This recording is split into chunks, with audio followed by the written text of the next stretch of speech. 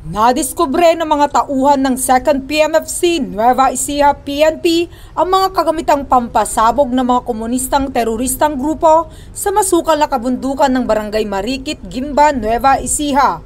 Ang naturang operasyon na pinamunuan ni Police Major Brian Christopher Baybayan, Force Commander ng 2nd Provincial Mobile Force Company ng Nueva Ecija Police Provincial Office. Sa inilabas na ulat ng 2nd PMFC Nueva Ecija PNP, nakatanggap ang kanilang tanggapan ng impormasyon mula kay alias Ka Jaguar, dating membro ng komunistang teroristang grupo patungkol sa mga nakatagong pampasabog sa nasabing lugar. Kaya naman dito na umaksyon at tumungo ang ating mga kapulisan na kung saan positibong nahukay ang isang granada, 60 pirasong bala at 2 pirasong 12 volts battery. Naging maayos at matagumpay ang ikinisang operasyon ng mga pulisya sa pagtutulungan ng mga kapulisan ng Nueva Ecija at iba pang ahensya ng pamahalaan. Kasalukuyang nasa kustudiyan ng Nueva Ecija Provincial Explosive and K9 Unit ang mga nahukay na bala at granada para sa dokumentasyon at tamang disposisyon.